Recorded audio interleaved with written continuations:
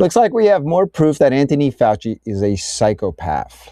Wisconsin Senator Ron Johnson just got a hold of Anthony Fauci's cell phone that he used during the COVID era. I guess it was a public phone.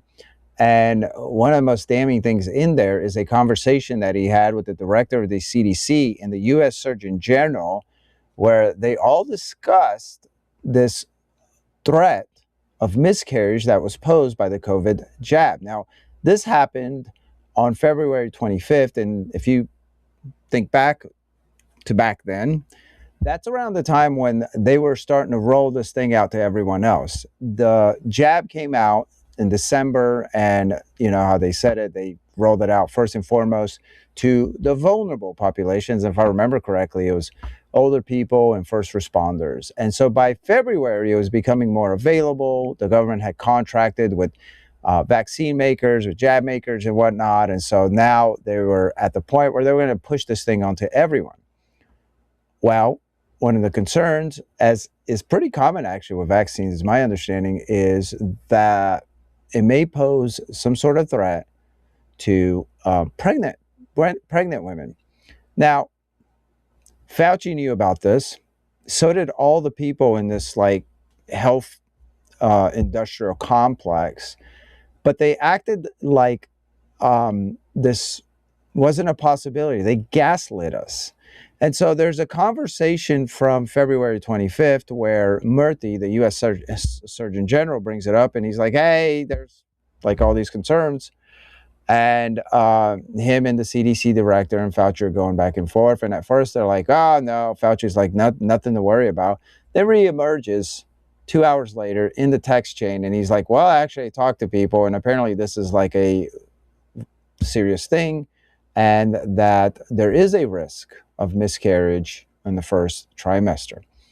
So we eventually learned that there's a study, I think, from the Czech Republic. I'm sure there's others too. We eventually learned this was a very real concern, because the jab is affecting fertility. I don't think that's a conspiracy anymore. It's pretty clear. Over and over, all the conspiracies of that era are proving correct, more correct by the day. I mean, if you ask me, I've been convinced of all this stuff a long time ago. I've read a lot of material. Everything that we seem to have warned about has come true. And we've been fortunate enough to see into the mind and the comments of this psychopath who led this effort.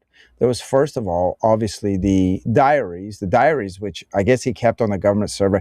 You know, isn't that interesting how these things come out? It reminds me of the Bible verse that everything will be exposed. Obviously, everything has not been exposed, but these things happen, and you know they didn't plan for this. You know that when he was keeping this diary and when he was coordinating this disastrous response, Fauci was not thinking that he would be uncovered. He was thinking that he was, invincible, and he was thinking he was wallowing in his narcissism and all the fame that he was getting. I mean, you look at the diary, and he's talking about, he's keeping track of how many media appearances he's made, how everybody loves him, how everyone bows down to him and worships him when he walks into the White House. It's really like narcissistic crap. It's really crazy.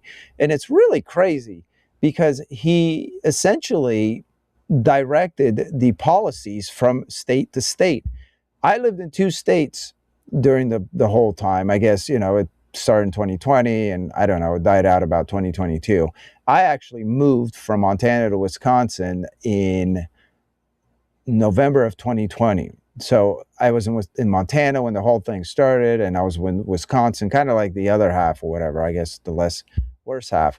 And Montana is a pretty conservative state, a very conservative state, very independent state. But even in the town that we were in, there was a lot of pressure. The local health clinic, health department was, telling people to mask up. The local authorities put the kibosh on public gatherings. They made churches not have church. Our church did it outside, and the police would drive through. I was quite stunned to see that and whatnot. And then we moved to Wisconsin, and the library was like the last place to lift its mask mandate. And when I asked them, I was like, what's the deal, dude? City council, the police department, everyone else has lifted it. And they're like, well, are you aware of the CDC guidelines? It's like, yeah, I'm aware of the guidelines today. Are you aware that of the all the back and forth and the contradictory guidelines that the CDC and Fauci has issued and whatnot?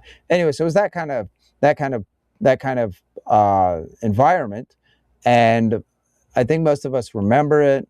I think I, most of the people I know, at least know very closely, we pushed back, or we didn't really follow the rules. I think the only time I wore my mask is when I had to get on a plane, and then I'll put it down below my nose and my face and whatever. And most of the time they left me alone. But never wore in the grocery store or anything like that. People will look at me all weird sometimes, and like, I didn't care.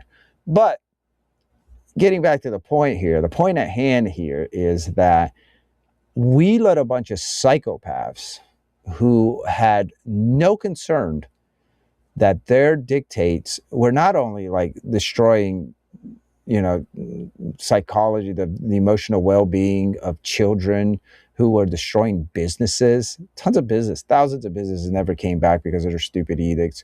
But apparently, like, they were destroying little human lives, and not just killing them with the vaccine, but through miscarriages. They were destroying the unborn. This is insane. This is an example of like evil lurking around us. And for whatever reason, we don't seem necessarily to be aware of it. We don't connect the dots. And that really makes me, I don't know, angry. It really agitates me. I wrote a long essay, and you can read it here, and there's a link to it, recently, about whether or not preachers should preach on, I guess what I phrase it as political and cultural matters, right? And so one of the examples I throw in there is the fact that there is evil in our health apparatus, in our national health apparatus, and it permeates every element. But obviously, we saw it with this, and this is a prime example of evil, because this person, these guys, these are the top health officials in the country, and for the most part, Americans, as well-natured in general as we are, and trusting and naive, I would say, for the most part, they kind of trusted this guy. Even, eventually that fell apart, and obviously that's no longer the case. But at the beginning, most people had no reason not to trust Fauci, and most people did. And they went around and they made stupid songs, and everyone in general followed the guidelines and whatnot. And it turns out that he was a complete crazy psychopath. He didn't care that what he was advocating was not, first of all, based in science. He said that with the 6-foot rule. He's like, it kind of just appeared. He didn't care that all these businesses were getting closed and this was ruining people's lives. And then he didn't care that it was killing the unborn. And not only did he not care, then he went into the public and said, and he gaslit us all, and he said any such concerns or conspiracy theories or whatever, like that they weren't valid. This is not a normal person. This is not a person. A normal, decent person cannot do this. This is someone who is most likely demonically possessed. To do that, to turn an entire country upside down, and then to sit there and to just revel in all the attention and the fame that you get while you're basically destroying the entire country. And apparently he was getting very rich as Senate or as recent congressional hearings have showed. This is evil. That's what this is. This is evil. And we need to start realizing what it looks like. We need to stop talking about evil as if it's something that happens in third world countries that are, controlled by overt witchcraft, like in Haiti or in Africa or whatever. We need to stop talking about, and, I know that in the Bible, we recognize there's evil. And, if you go to a good church every once in a while, you'll hear about it and whatever. But, and this goes back to my other gripe, which I talk about, in churches, also, we don't talk about what the evil looks like in our environment. Like we don't. And we talk about it as if it's abstract, but it's all around us. And this is a prime example. And so this was just another reminder of the kind of challenges that we have, the kind of world that we really live in. A lot of people, they live in, their perception of the world is just not real. I would say that's most people. And I would say the mantra "ignorance is bliss" comes to mind. And I don't mean to offend. It just it's hard. I understand that it's hard if you don't do what I do for a living to understand the degree of corruption and depravity and evil that permeates every element of our society. But I think there's enough out there for the average person to see. But I don't know. I don't know if the average person sees it. Also, you have to keep in mind that we are still blessed to where a lot of us live in very sane places that are quiet and crime free, guilty. And I love it. I love where I live. I love the state of Kentucky. I love rural America. And it's the reason that I wanted to live there, because I needed a sanctuary from the madness. But the bottom line is as this evil spreads, it'll come everywhere. It'll overcome everything if we don't recognize it for what it is. So I'll leave it at that. And I'll probably talk about this as more information comes through. But I just wanted to kind of mention that. And I think the one takeaway that we can definitely walk away with here is that we should never, ever, ever, ever, ever get to a point where we have one person tell us to shut down our country, to shut down the entire country, all our businesses, to take an experimental, some sort of medical concoction to basically upend our entire lives, because that's what happened here. Decentralization was a core value of the founding fathers. If you notice in the Constitution, there's no mention at all for permission for a federal health agency, much less, I don't know, what do we have, like 18 or 20 now?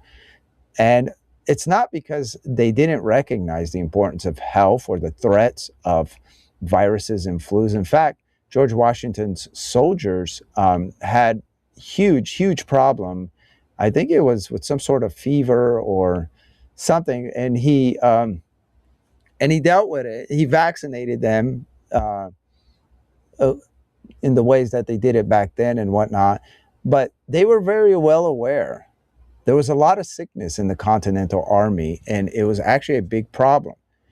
And so they were very well aware of the threat that diseases can pose, but not enough to make it to where there's a federal agency, a government agency that would address that.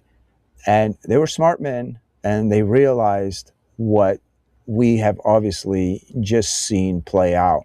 And that is that psychopaths, people with power, will abuse that power. And that includes in the head of federal health agencies.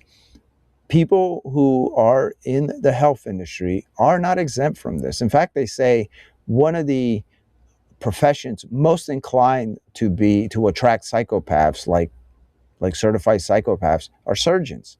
And I guess it's because they get to play God or whatever. We cannot let these people play God anymore. We cannot blindly and loyally and naively trust the science.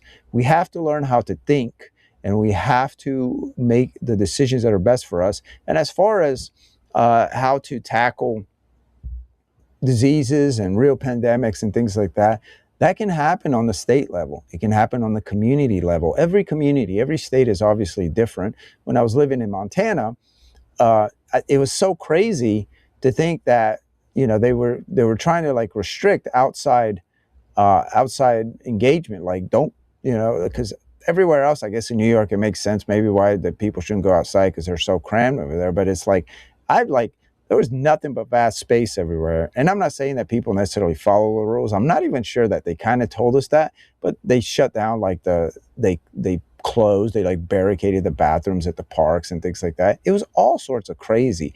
The playgrounds, they taped the playgrounds. There was a playground that right in our neighborhood where we live, a kids' playground. They taped the playground. So the insanity went everywhere. It permeated every element of American society, even the most logical, sensible part of that, which I considered where I was living. And so we should never let that happen again. We should really take this lesson and make sure that our kids and our grandkids remember what happened during COVID.